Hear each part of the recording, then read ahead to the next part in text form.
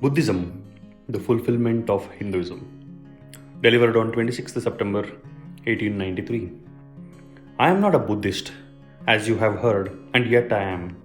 If China or Japan or Ceylon follow the teachings of the great master, India worships him as God incarnate on earth.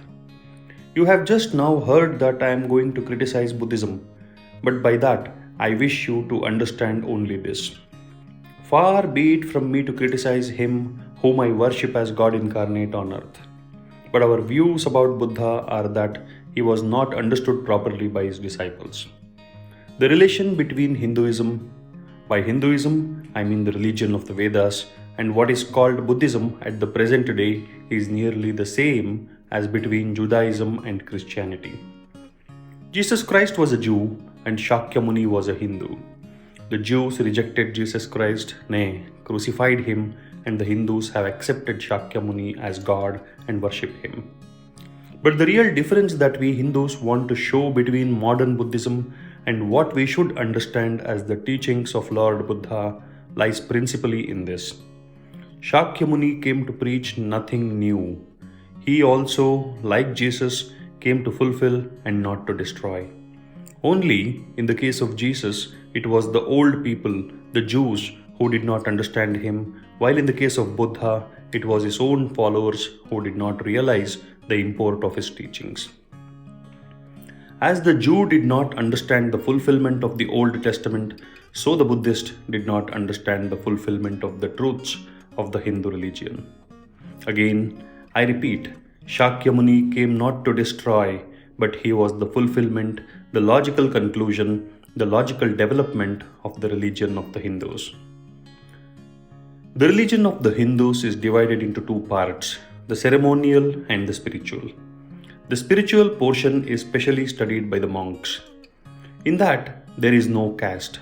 A man from the highest caste and a man from the lowest may become a monk in India, and the two castes become equal. In religion, there is no caste. Caste is simply a social institution. Shakyamuni himself was a monk, and it was his glory that he had the large-heartedness to bring out the truths from the hidden Vedas and through them broadcast all over the world. He was the first being in the world who brought missionarizing into practice. He was the first to conceive the idea of proselytizing. The great glory of the Master lay in his wonderful sympathy for everybody, especially for the ignorant and the poor. Some of his disciples were Brahmins. When Buddha was teaching, Sanskrit was no more the spoken language in India. It was then only in the books of the learned. Some of Buddha's Brahmins disciples wanted to translate his teachings into Sanskrit, but he distinctly told them, I am for the poor, for the people, let me speak in the tongue of the people. And so to this day, the great bulk of his teachings are in the vernacular of that day in India.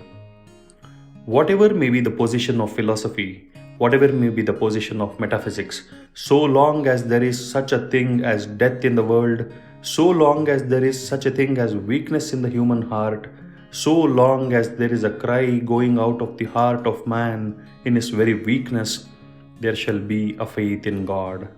On the philosophic side, the disciples of the great master dashed themselves against the eternal rocks of the Vedas and could not crush them, and on the other side, they took away from the nation that eternal God to which every one, man or woman, clings so fondly.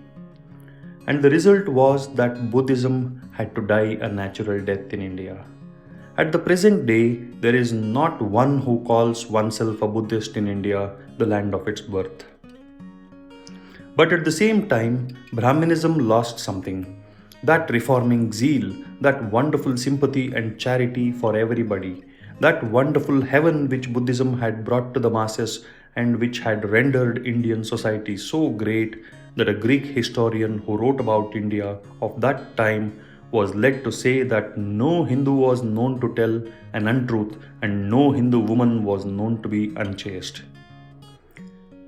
Hinduism cannot live without Buddhism, nor Buddhism without Hinduism. Then realize what the separation has shown to us.